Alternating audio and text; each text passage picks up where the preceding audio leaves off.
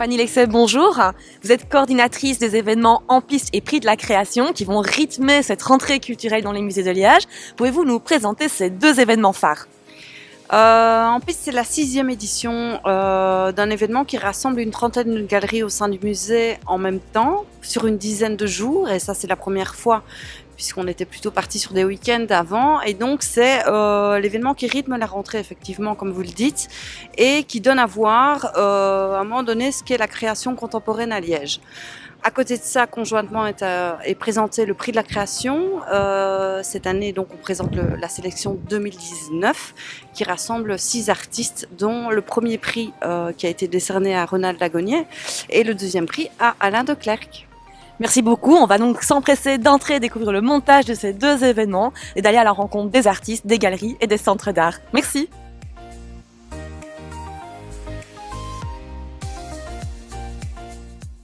Drogo, bonjour. Vous présentez votre travail dans le cadre de la galerie K4 pour l'exposition En Piste. Est-ce que vous pouvez nous présenter justement la démarche de votre duo ? Le duo, c'est de sortir on a chacun notre propre travail. Moi comme photographe, lui comme sculpteur. Et ici, c'est un travail qu'on appelle de collusion, où on essaie de réfléchir sur ce qu'est une image et une image d'une sculpture, et inversement. Donc c'est des allers-retours d'un domaine à l'autre, d'un médium à l'autre, qui au final, en fait, ici, c'est représenté principalement par des photographies. Ça pourrait peut-être, dans un autre cas, n'être que des sculptures, par exemple. Ouais. C'est justement ça qui est amusant, on peut faire des choix. Et après, ça nous donne une liberté à chacun des deux.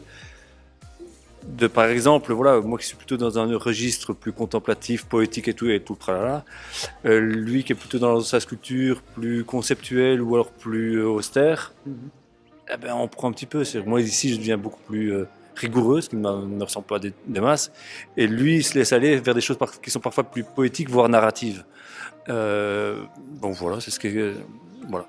Alors vous me disiez aussi, quand on s'est entrevus juste avant l'interview, que ce qui vous intéressait en tant que sculpteur, c'était de transposer la sculpture en image, en tout cas d'avoir l'image comme vecteur de la sculpture. En fait, la transposition n'a pas lieu, c'est une réalité. Quand on voit une sculpture, en général, on ne la voit pas de vivo ou in situ, on la voit par image interposée, que ce soit dans des revues ou sur Internet et compagnie. Donc pour moi, ça a toujours été une question fondamentale, c'est l'interprétation qu'on peut avoir de l'objet via l'image. Et c'était l'occasion d'en discuter avec François en tant que photographe et moi en tant que sculpteur, c'est de faire des recherches sur la vraie vision qu'on a de l'objet, quoi. Voilà. Merci beaucoup.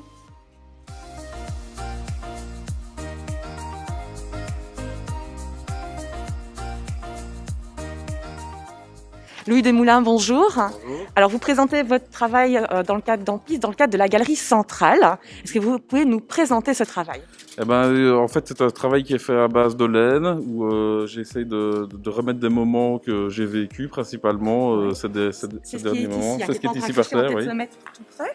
Exactement. Donc, c'est un petit peu... Ça travaille, voilà, il y a un côté très primitif, j'ai envie de dire, parce que les formes se fondent entre elles et changent en massant la laine, en formant la laine. Donc, voilà. Alors, c'est la technique traditionnelle de la laine bouillie que vous vous êtes réappropriée, en fait. Oui, exactement. Donc, c'est de la laine bouillie, laine feutrée. Ouais, voilà. Merci beaucoup. Avec plaisir. Jean-Paul Lexet, bonjour. Vous êtes un des artistes qui avait été sélectionné dans le cadre du prix de la création 2019. Est-ce que vous pouvez nous présenter les travaux que vous exposez dans ce cadre-là ? Oui, donc c'est un travail de peinture classique, toujours à l'huile sur toile, et donc qui fait part d'une forme de contemplation, de méditation active, puisque la majorité des œuvres ici sont inspirées du chemin que j'ai parcouru au niveau de Compostelle. Donc j'ai marché 1500 km, pas en une fois, mais enfin en plusieurs étapes. Et donc ça m'a permis de pouvoir entrer dans une forme de contemplation des paysages.